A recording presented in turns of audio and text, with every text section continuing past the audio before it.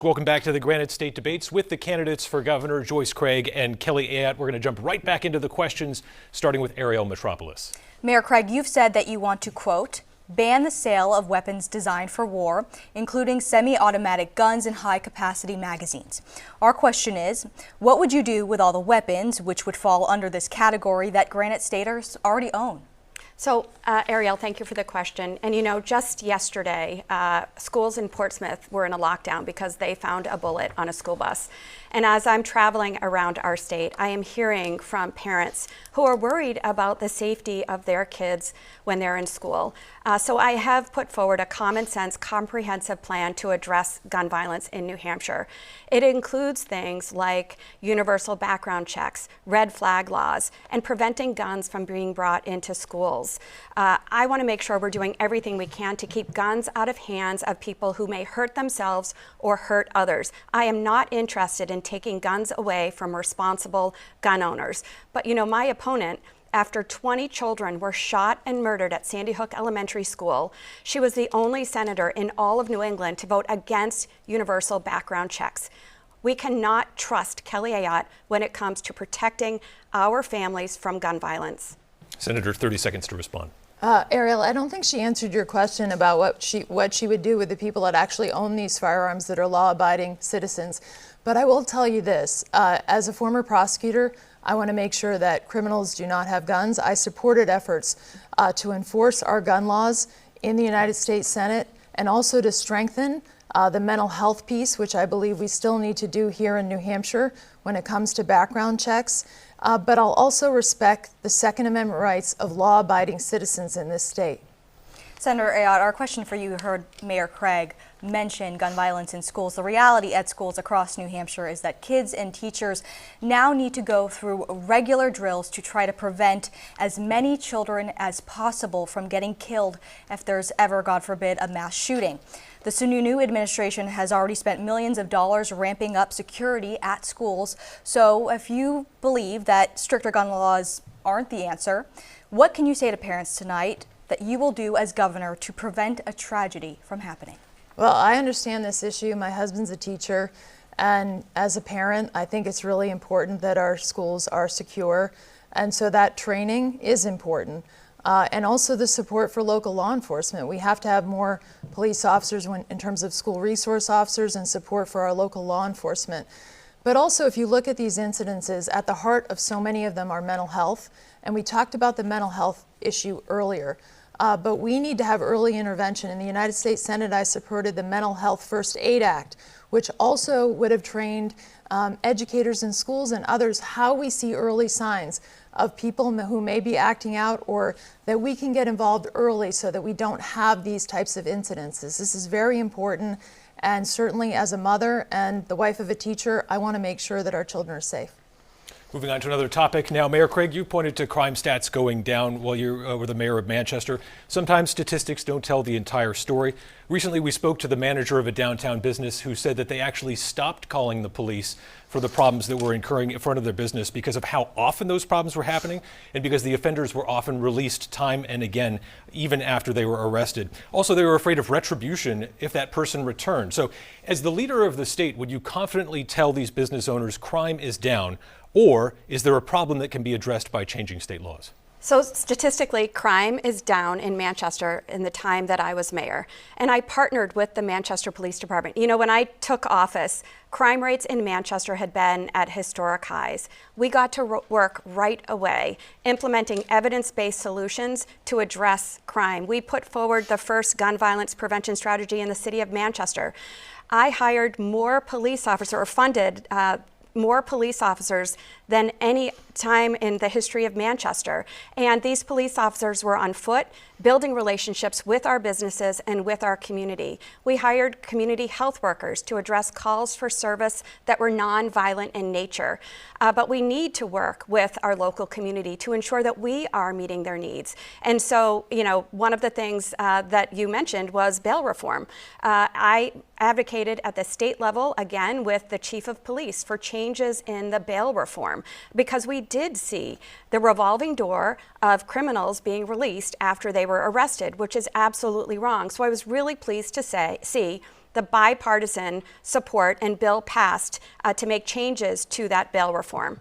Senator, what is your response? Do the laws need to change in the state? The bail law absolutely needs to change, and there were some changes made, but I don't think they go far enough. Why they ever changed the bail law in the first instance makes no sense to me, because it created a revolving door of criminals. In fact, I did a ride-along with the Manchester Police Department, and the officer I did the ride-along with, he almost lost his pinky. He lost 6 months of work from someone who was out, who shouldn't have been out. And so we are going to make sure that we have a very strong bail law when I'm governor. But I got to tell you, I've heard so many business owners, residents downtown, that were concerned about public safety when Joyce Craig was mayor. And yet she spent $2 million in rebranding the city instead of really supporting public safety, which would have made much more sense. In addition to that, during her tenure, she cites the statistics on the 40%, but murders were up 250%. So, people in the city, it's important. And I appreciate the work done by the Manchester Police Department. They are working very hard. The other issue we have to get at is the recruitment and retention of police officers in this state. We need to improve their retirement system. We need to improve the laws so that Manchester can have enough officers, but also we can have enough troopers. Mayor, you were invoked there, 30 seconds. Yes, again, Kelly Ayotte is misinforming the public. I worked incredibly hard and partnered with the Manchester Police Department, and we saw an improvement in public safety, and we need to do more. We absolutely need to do more. And when it comes to their retirement, it was unfair, the changes that were made, and as governor, I'm committed to making sure that we do better and bring that back. We need to make sure that we are retaining and attracting police officers. And I will just respond to one of the comments that she made. Chief Aldenberg has said there was pretty much nothing that he asked for that I didn't provide as mayor. Public safety was my top priority, and I appreciate all of the hard work that the Manchester Police Department did to keep our communities safe. Mayor, Senator, 15 seconds and we're moving on. Let me just say this. The stories I'm telling you about are from people in Manchester and business owners downtown that did not feel that they were safe. And it wasn't because of the police, also because of the homeless encampment, and then she wouldn't make the decision when they should be moved, and we get them in housing in other areas rather than interfering Senator, with people's rights that's downtown. a topic we covered already. Let's go to Steve Botari. All right, Adam, thank you. Senator Ayotte in the previous question just talked about the importance of law and order, but the top name on the Republican ticket come Election Day will be Donald Trump, who has been convicted of 34 felonies by a jury of his peers, faces more felony counts in 3 other criminal cases, and in a civil case has been found liable of sexual abuse. Your support for Trump in this cycle has been unwavering. As a former prosecutor and a former attorney general, do his criminal convictions just not matter to you? Steve, first of all, I look at this issue like this. We have a comparison in this race between the Trump administration and the Biden-Harris administration. And that's our choice in this election. Unfortunately, things have cost more under the Biden administration. The border has been a mess. Illegal immigrants coming over the border, that's not safe for the country. We need to enforce that border. And also energy costs are more. So this is a matter of, were we better off? And this is the choice we have in this election. And so, Senator, just to be clear, do his criminal convictions not matter to you? Again, it's not that, Steve. It's just that this is the choice we have in this election. And certainly, I think the country was better off just in terms of costs, what we're paying, and safety when he was in office. Just one more time, you were the former Attorney General. Where do you stand on the criminal convictions? Again, Steve, I've already told you that in this race we have a choice between the 2 nominees for the party, and I can tell you that we were better off. The border was more secure when he was in office. Thank you. Mayor Craig, one of the criticisms launched against you by your opponent is that you would turn New Hampshire into Massachusetts, bringing with it higher crime, more taxes, less freedom. You've pushed back on this, but at the same time, then, why have you spent time campaigning with Massachusetts Governor Maura Healey, including traveling all the way to California? So I'm a 4th-generation resident of New Hampshire, born and raised here, met my husband here, we raised our family here. I'm running for governor of New Hampshire to support and strengthen our communities and lift families up in New Hampshire. You know, as governor of New Hampshire, I will work with governors in New England to ensure that we are addressing our shared issues. One of those issues is high energy costs. You know, the only state that's not at the table with all of the New England states is New Hampshire, and we need to be at that in the table to make sure we're doing what we can. But, you know, I just want to get back to something. You know, I'd like to know, you know, where do you draw the line, Kelly, with Donald Trump? Is it when he sexually assaults women? Is it when he boasts about Hitler? Or is it when he tries to overthrow democracy? You know, the truth is there is no line with Kelly Ayotte. She does and says and supports whoever she wants to because it'll get her forward with her political career. We cannot trust Kelly Ayotte. She is in this for herself. She will not fight for Granite Staters. Okay, first of all, I think an important question for the viewers is who's going to fight for New Hampshire no matter what? And who's going to even stand up for their party when it's hard? I've done it. I was the third most bipartisan senator in the United States Senate. I never hesitated to cross the aisle to do the right thing for New Hampshire. I have stood up to my party on multiple occasions. I've never seen her do that or work across the aisle. In addition to that, she has spent more time campaigning with the governor of Massachusetts. That clearly is her philosophy. Higher taxes, less freedom, $1 billion spent on housing illegal immigrants. She was just campaigning yesterday with Maura Healey in New Hampshire. Why is she spending so much time with the governor of Massachusetts when she wants to represent the people of New Hampshire? I'm proud to have an endorsement of Governor Sununu and campaign with him. Mayor Craig, 30 seconds. So where is it with Donald Trump? Where do you draw the line when he sexually assaults women? Because last time you didn't support him when he was thought to have sexually assaulted women, but now it's proven that he does, and you support him. Well, you're never going to stand up if your party's in that corner office. You'll never stand up because you're a party line person. I've stood up to my party, and I'd do it again for New Hampshire. You support a convicted criminal for president. He's unfit to be president. Let's move on to the next question now from Ariel Metropolis. So we've already had some contentious moments tonight, and a viewer sent us this question for both of you. Louisa wrote, and I'm quoting here, "Why can't anyone talk about the issues with our state and the USA instead of bashing each other? They're all acting like 5-year-olds. Enough is enough." Both of your campaigns have spent millions of dollars on television ads. That adds up to upwards of 200 hours on TV. What do you think of all the negativity, and what does that say to Granite Staters about your ability to find common ground and unify people? Mayor Craig, to you first. Thank you. You know, I think it's very important that residents in New Hampshire know who we are and what our backgrounds are. And our ads have focused on votes that Kelly Ayotte has taken.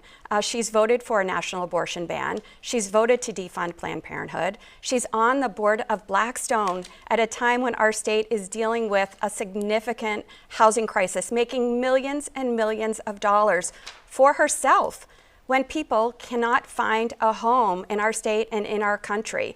She does not represent the values of New Hampshire. My campaign has focused on the issues that are resonating with residents. We have traveled across this state, having conversations with businesses and residents.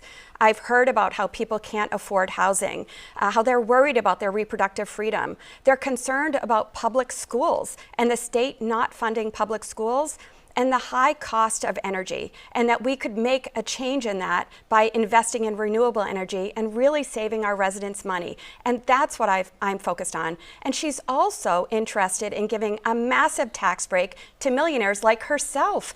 That's unacceptable when hardworking families are suffering in our state. There's a lot there, but 30 seconds, Senator. First of all, you just heard it from Joyce Craig. She just wants to talk about all these things that are lies and misleading about me. But I want the people of New Hampshire to understand that, unfortunately, she wants to raise their taxes. You just heard it. She wants to impose a $160 million income tax that the legislature has already voted out. She wants to bring it back on retirees and those saving for retirement. And also, the New Hampshire Advantage, if she's the governor, you can kiss it goodbye. Every year in office, when she put forward a budget, she would propose a tax increase. That is not what we need here in New Hampshire. And by the way, I am proud to keep this state on the path that Governor Sununu has had us on. I'm a lifelong New Hampshire person. I love this state. As a senator, I worked across the aisle. Senator. I was one of the most bipartisan senators. I was originally appointed by a Republican and a Democrat. I know how to bring people together time. to get things done for the people Mayor of Craig. New Hampshire. I've been very clear. I do not support a sales or an income tax and would veto anything if it came across my desk. I will not raise taxes on middle-class families or on small businesses. I'm looking to save our working families money. We need to make sure that we are doing that. They're hurting. And she is for a massive tax increase for millionaires. And when that happens, that's going to increase our local property taxes. And the issue at hand right now is that the state is continuing to downshift costs to our local communities. And that has to stop. That's how we save when it comes to local property taxes. But we want to get back. Wait, I need to answer this. First of all, the legislature and the governor has eliminated the interest and dividends tax. It's gone. And she's going to bring it back from the dead. It's Halloween tomorrow, folks. If you're a retiree or you're saving for retirement, she's already said in this campaign she's going to increase your taxes. 71,000 people file for that income tax here in New Hampshire, and she wants to bring it back. And so the idea that somehow she's out there and she's going to protect the New Hampshire advantage, it's just not true. If she's willing in a contested campaign to talk about increasing your taxes, imagine what she's going to do when she's governor. We need to balance the budget, live within our means, manage the budget in the way that Governor Sununu has, and be responsible for the people of New Hampshire. We do want to get an answer from you on that original question because we haven't gotten to ask it yet. What do you think of all this negativity in the campaign, and what does it say about your ability to unify people? I have 30 seconds. I have a proven record of unifying people because, again, as a U.S. Senator, I was the third most bipartisan senator. I worked across the aisle on multiple issues for the people of New Hampshire, whether it was protecting our environment, whether it was supporting our first responders. I worked, for example, with Jeanne Shaheen on protecting pregnancy discrimination when there was an issue that came up. I've also worked, in addition to help our veterans on health care, work with Senator Shaheen on that. So I know how to work across the aisle even when you have disagreements, and that's what we need as governor of the state of New Hampshire. I can also stand up to my party when we need to because Senator. we have to do what's right for the state. That's time. Quick lightning round. These are 15-second answers to quick questions here. First to you, Mayor Craig. Will you spend taxpayer dollars to increase the number of EV charging stations around the state or make it easier for homeowners to add solar panels? We have funds right now that need to get out for EV charging stations, and we need programs, and there's funding from the federal government that I would use for solar. Senator, how about you? I wouldn't use taxpayer general funds. If there's federal funds, we would use them, but I'm not going to spend any New Hampshire taxpayer dollars on that. Here's a question that a lot of candidates get asked. We want to ask it. Senator Ayotte, did Joe Biden win in a free and fair election in 2020? Yes, he did. Yes, Mayor you Craig. All right, and last one. Mayor Craig, should a transgender girl athlete who is dominant in their high school sport be celebrated for their victories or banned from playing? Adam, I believe all children should be able to play sports. We need to make sure that that happens. I don't agree with the law that was passed, and we need to make sure that we are providing opportunities for our youth to play sports. And Senator? I don't think we should go backwards on Title IX. We fought for so long to give women the right to compete and compete at the highest levels. And so I believe it's important that we protect women in terms of their ability to compete. And so that wouldn't be fair. I know my daughter was an athlete, and so we want them to be able to compete for those championships. Next question from Steve Botari. In the past few months, the concern about access to health care has been growing here in New Hampshire. Exeter Hospital has been criticized for announcing the elimination of multiple programs on the heels of the hospital being absorbed by Beth Israel Lahey. Elsewhere in Laconia, residents are worried there after the loss of 3 doctors means that thousands of people no longer have access to primary care. So as governor, what specifically would you do to make sure access to health care remains? Senator Ayotte, to you first. I think it's really important that we have access throughout the state, so we need to protect our critical access hospitals in the more rural parts of our state. We also, I think when we look at these mergers, for example, a for-profit buying a nonprofit, we have to hold them accountable. for what they have said. I know the Attorney General is reviewing also another transaction now, but I think it's really important that they're held accountable because mental health, that should continue. Because we also need more healthcare providers. So making sure that there's a strong commitment to keeping those providers here in New Hampshire, growing them, but most of all, the accountability of covering the entire state and making sure that the rural areas are also covered. And I've gotten to visit many of those rural hospitals. Right now there's an issue on the uncompensated care, and I will be making sure that we resolve that issue in a way that protects not only the hospitals, but rural care and making sure that we're serving people on the mental health issue. Mayor Craig, how would you make sure access to health care remains? So as mayor of Manchester, I worked with two of the largest hospitals in our state. We worked closely to make sure that we were providing services necessary to our residents and residents across the state. And I would take that learning to the state level. When it comes to these mergers, we have to make sure before the documents are signed that no healthcare services will be eliminated. And we do need to make sure that we are providing quality, affordable healthcare across our entire state. We know that attracting and retaining medical health professionals is a challenge right now, so we should be looking at debt issues with doing away with debt or college reimbursement and so forth. But I will go back to something that I said earlier because it has come up at a roundtable that I had.